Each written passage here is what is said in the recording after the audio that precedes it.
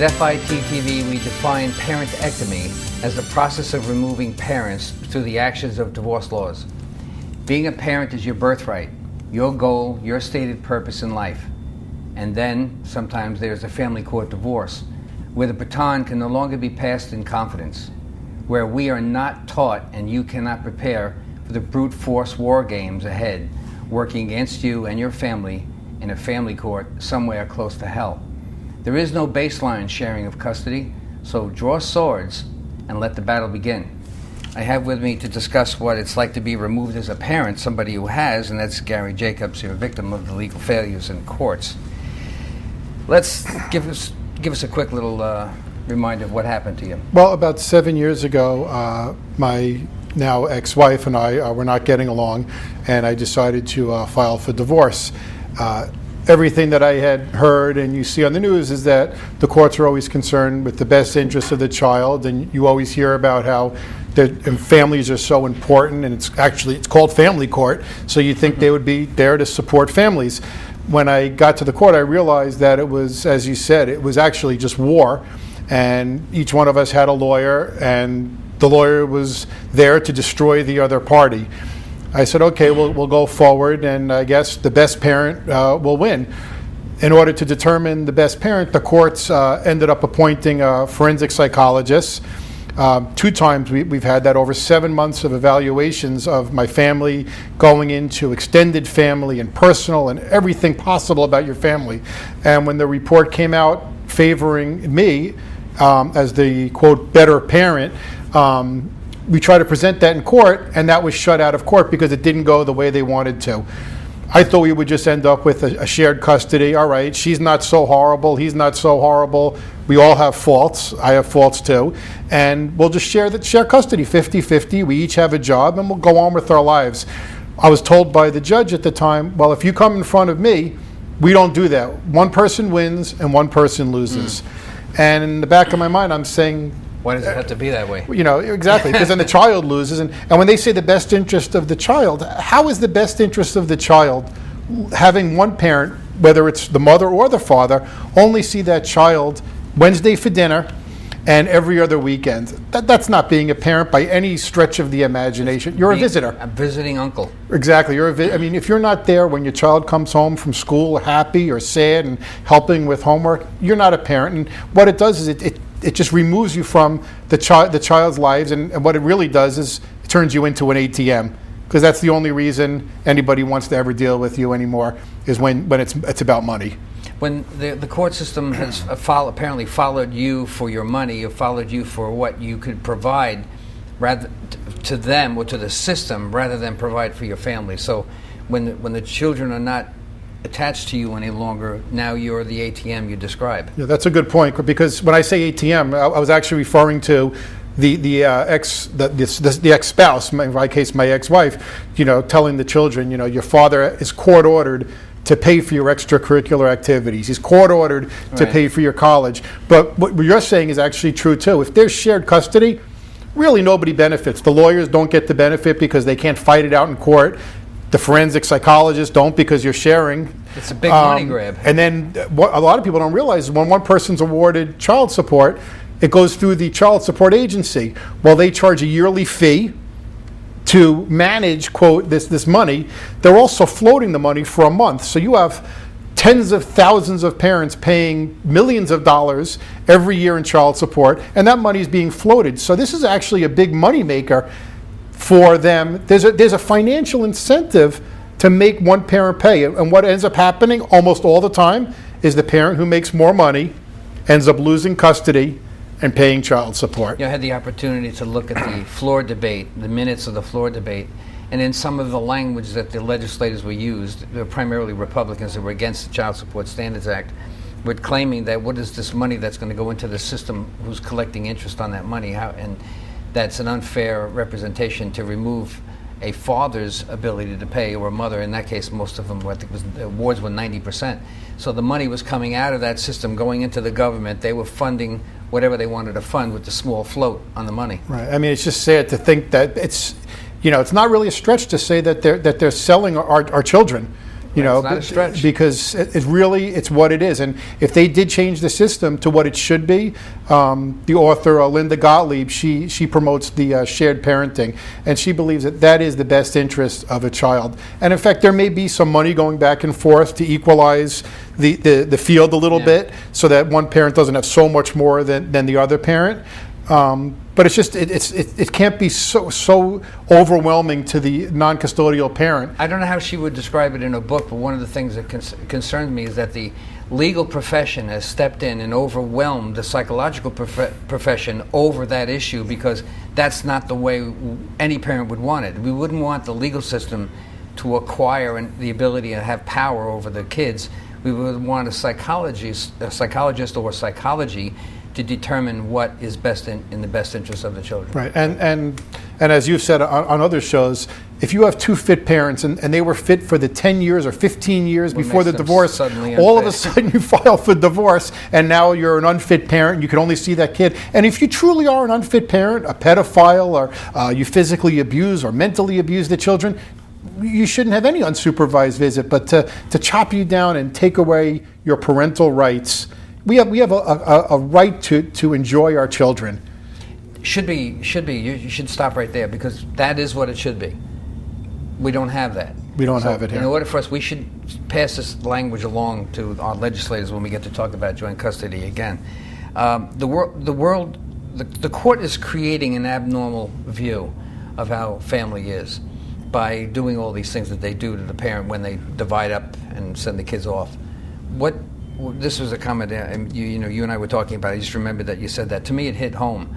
This is an abnormal world we're living in. Right. It's setting up. It's setting the child up for a bad future. And what I mean by that is when the court order says that the parent who's the non-custodial parent is responsible for, say, extracurricular activities.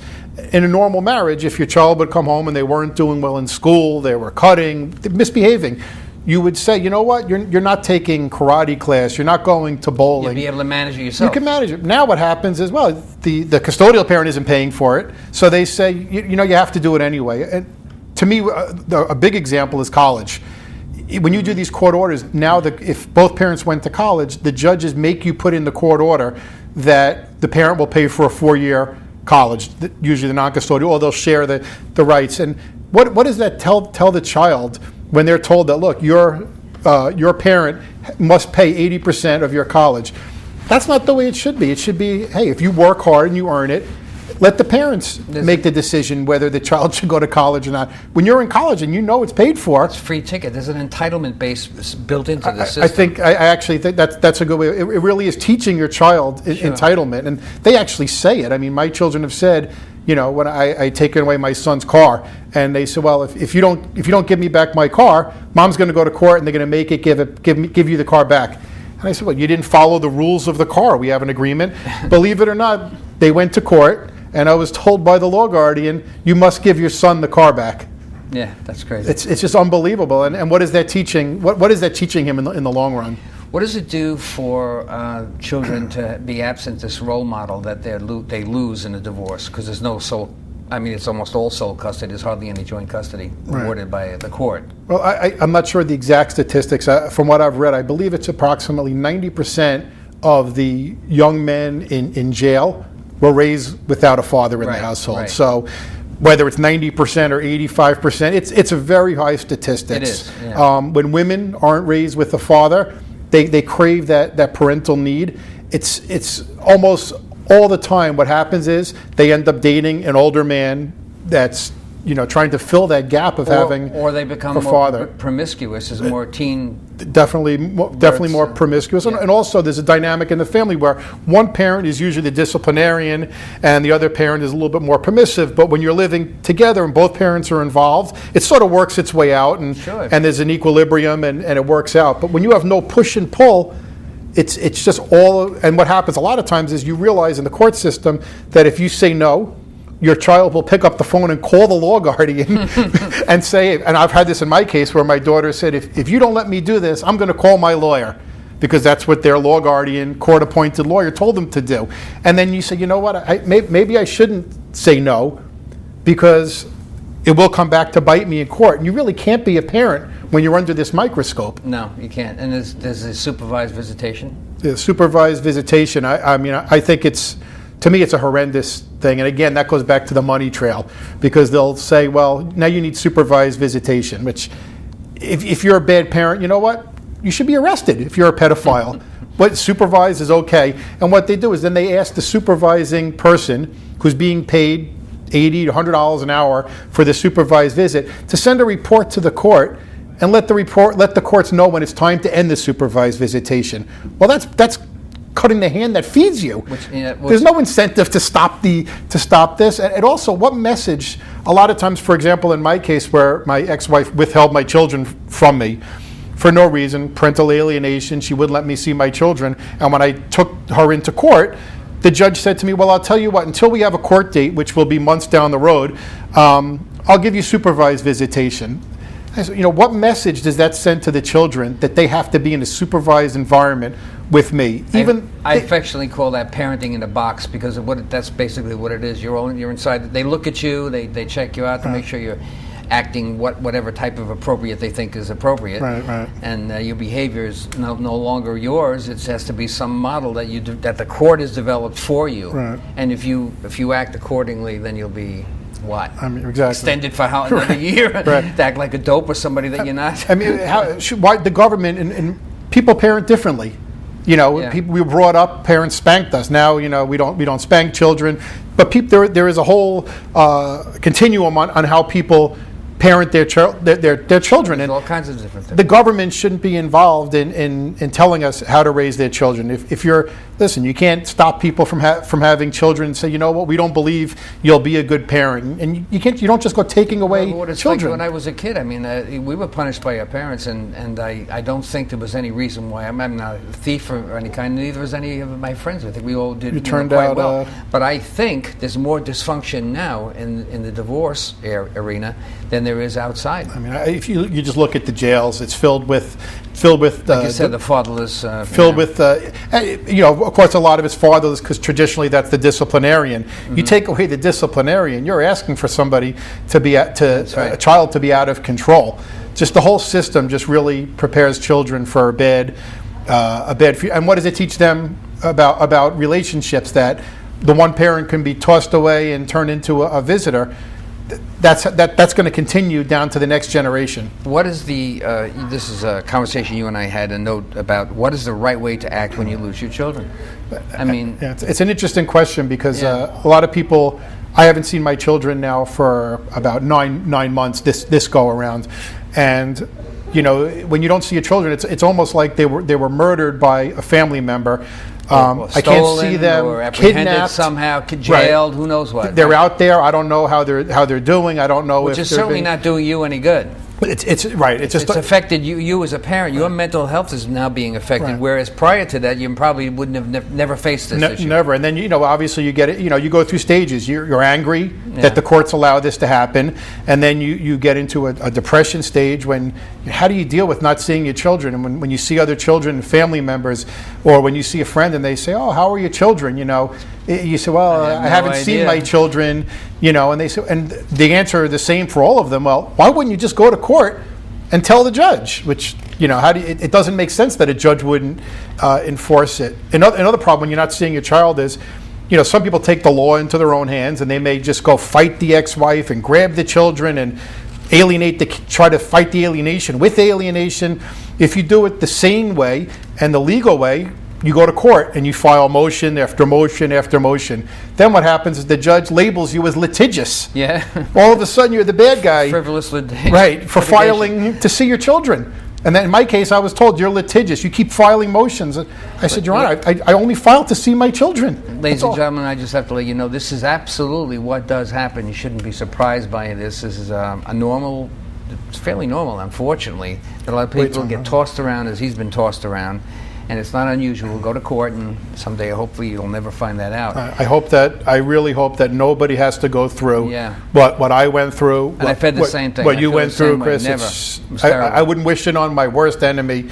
And it's something unless you're involved, you cannot believe that a human being, a judge, would do this to a child. Let's talk about the criminality of it. I mean, you're a criminal. When you're divorced, the court treats you like a criminal. It is a divorce court, but it's also based on the English way of accusing people and having somebody oppose one another, and there's a litigious aspect to family court that people just don't expect. No, You didn't get married in court. You figured, well, I got married in church. Why would I be going to court to get divorced? Why Right. couldn't I go to a church to get divorced?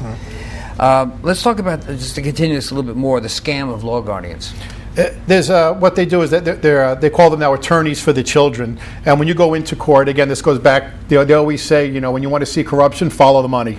Right. What happens is when you go to court, the attorneys, when you have a child, they appoint the children an attorney.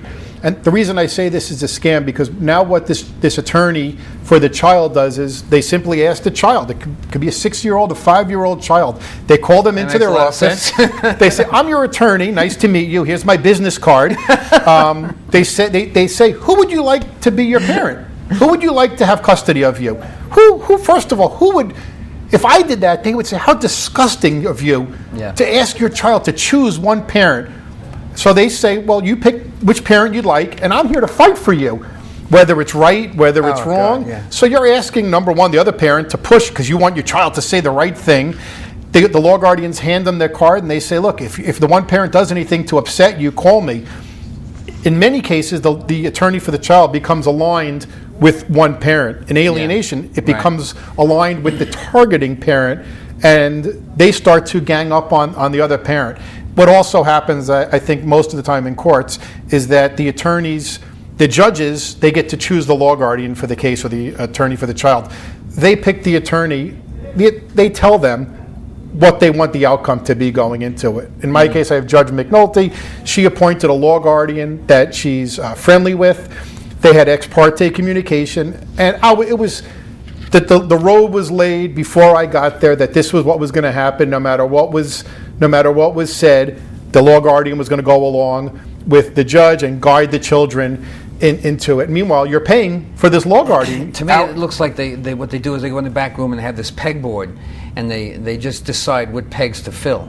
Well, I mean, it sounds strange, but what I'm trying to say is they basically kind of plan out your future based on the limited amount of information and the desire to put you in financial jeopardy. I think a lot of times, which I didn't know till I actually wouldn't believe till I got into the system, is how much politics is involved in the judicial system, and who plays golf with who and all that stuff. The attorneys, they all donate to the judges' campaigns because judges are elected, and they donate. They're friends personally. Many times they work together, so it's a matter of if you have the right attorney who knows the right judge. If everything was equal, it's usually the man who loses, the father who loses custody and is relegated to his every other weekend visitation. There are women who certainly lose custody, but many times it's for political reasons. What were you referring to when we talked about the judges rewarding alienating parent by not making them give back the time they stole? It was interesting. We never heard it spoken like that. Right. In my case, my children were withheld for over a year. And we finally had a court date, and the judge said, "Okay, you finally, against my," she was sort of pushed into enforcing my agreement, and said, "Okay, now I'm going to enforce the agreement. I'm going to fine you every time the children don't go." But I had just lost a year with my children. I lost my son getting his my daughter getting her driver's license. I missed birthdays. But people don't, this is not a game. You can't get this back. Right. When I lose my child turning 16 or 13 or these milestones, graduations, you can't get that time back with your child no matter what. But at least, punish the other parent. Say, you withheld the child for 6 months, for a year. The other parent's now going to get that time back as best you can. But they don't. They just let it go away. Okay, we're going to go forward. Not only do they have the free ticket and the entitlement, but they also get the punishment free ticket. As you know, as a parent, time is so precious with our children. Sure. It just goes so fast. Once they go off to college, you can just never get those time. And many times, as in Amy Baker's book and in Linda Gottlieb's book, they say that the children will come around. We don't know what the triggers are. But in a percentage of the cases, some of the children will come around and realize they were alienated. But even when they do that, you can't get back that bonding time as a child. I can't explain the heartache of losing that time. Every day that goes by, the pain is it's almost unbearable that you lose that time with your Quick children. example is when I was divorced, my son I was being told that my son was in the baseball league that he was in. He was a good player, and I played professional baseball. I should have been able to help my son, don't you think, right? And because I was being told that he was the star of the team, quote unquote, when I actually got him to see what he could do, I could see he couldn't do anything. They were keeping me from knowing the truth because they didn't care much about what kind of positive influence I could have had for him. Well, probably they didn't think you had any part of positive influence on them. Well, you know, they couldn't see it. It's just not work. It just doesn't work. It doesn't matter what you do. You take that parent's input away, and it's not input anymore. Right. There's nothing you can do about that. Let's talk about the terms that you used in this conversation we had before. I took the notes on it. The legal process is counterintuitive as it relates to a parent being forced to pay things the child wants. I know we hit on that a little bit before, but the counterintuitive aspect is interesting to me. It's just not real. I mean, first of all, getting a divorce to begin with is certainly not good for the children to be raised with one parent, all the time, and you're involving step parents and boyfriends and girlfriends. So right off the bat, it's not a good situation. But the idea is let's make the best of the situation by doing as close to 50-50 as we can. And especially when I say counterintuitive, when you have a father who wants to be with their child, and the court's saying, no, you can only see that child every other weekend. It just doesn't make sense. I mean, we're fighting in communities that children need role models. They need their father, and they have all these programs to keep fathers involved. Yet when you go into family court, one parent's going to be removed. The mother or the father is going to be removed. And you really need, if there's no incentive to take away one parent, I think the parents will work together better, and if they knew that if you didn't work together, you were going to be the one to lose custody. Yeah, a little sidebar on this whole thing. Talk about an incentive when you place the kids in that mediation environment. Because I'm a divorce mediator, I got to tell you, there hasn't been one couple that has asked for sole custody.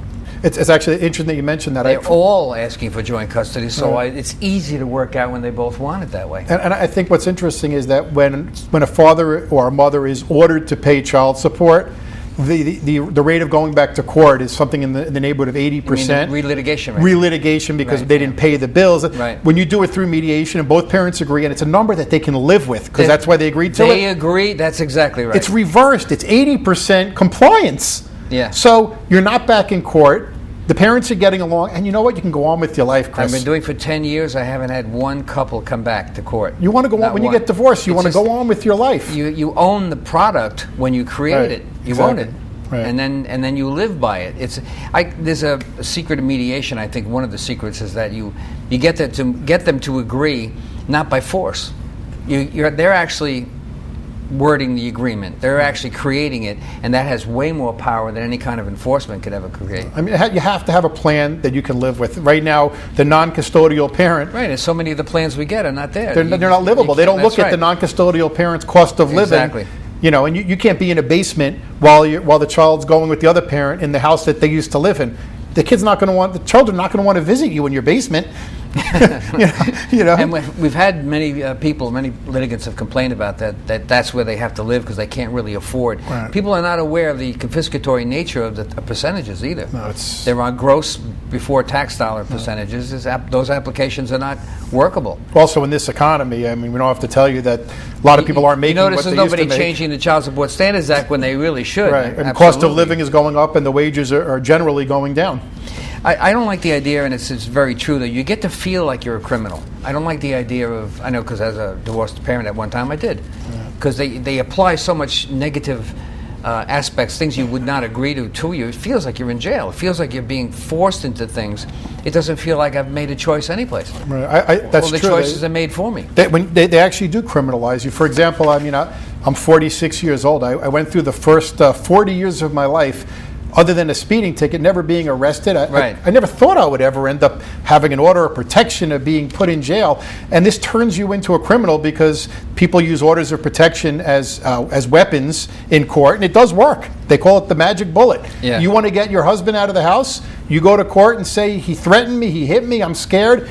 he's out of the house and not getting back in. And we should know, the public should know that attorneys, unfortunately, I do know this for a fact, there's many attorneys that will advise their clients to feign abuse, or feign that they would Right. put a mark, hit it yourself with a pan or something, come in with a mark and go to the hospital, and next thing you know, the allegation of abuse has occurred, and now you're on that one-way path to hell. I tell anybody listening, this can happen to you. You can have never been arrested, never did anything wrong, and you get involved in a divorce, and you very easily can be taken out of your own house that's paid for and your own property in handcuffs and not allowed back in. It happens Oh, absolutely. hundreds of times a day on Long Island alone. The idea that the family's future is a concern for me, because you can't, when Humpty Dumpty fell off the wall and put all those cracks in the family, he couldn't be put back together. Right. That's what happens when you're in court. It's like you're just shattered. You're right. And the analogy is there that you can't put that back together. It'll never be the same. You can't get back the missed time. You can't get back the fights. And I think it's important, going back to the law guardians. Yeah. A child, if they have to choose, they're told you pick one. Well, how does that child now want to feel when they're with the parent that they didn't choose? They're holding a secret back. And you know what? It's not comfortable for them to be with the parent that they know that they just said they don't want to live with. Right. So they feel like they're holding a secret. They betrayed that parent. And they're helping break that bond, and it just cannot be, as you said, it can't be repaired, Chris. That's my problem with it, because I think that I don't recall ever seeing, now that I think about it, anything that went by in a way that they would have planned. They would ordinarily have planned. But because once you're out of that situation, you're no longer, your operating system is broken down. It's true. And once the lawyers You're take outside of control that. and you're in this track, there's no You're in the turning track. back. That's a good way to You put can't it. turn around. It's like a boat that just keeps moving forward, and it just doesn't stop easily. We got about a minute or two to share on what we think might be a good idea to avoid court, or to avoid this mess. Right. What Well, would you do? in my opinion, Chris, if you care about your child, and that's the number one importance to you, which it should be, go to mediation, work it out, work out a schedule that works, where they have maximum involvement with both parents, which really is nice for divorcing couples, because you know what? You are going to start dating again, and it actually works out well. Don't be pushed into everybody saying, if you go to the lawyer, you'll get more money out of them, because you know what? You very well may get more money. Absolutely. How much will it cost in pain and lawyers' fees? At the end of the day, your child's going to be damaged. If you care about your child, stay out of court. Absolutely true. That's the way to go. In mediation, and actually the family has a better chance of surviving, because the agreements are being made with them involved. Right. It's not something anybody's forcing upon you. Thank you very much, Gary Jacobs. I appreciate that. It was a good program. You've been watching FIT TV, the program that brings you behind the scenes of our divorce culture. At FIT, we know you cannot get this information on your own, so we'll bring it to you every single week. My name is Chris DiMaggio. Thank you for watching FIT TV, and we'll see you again next week.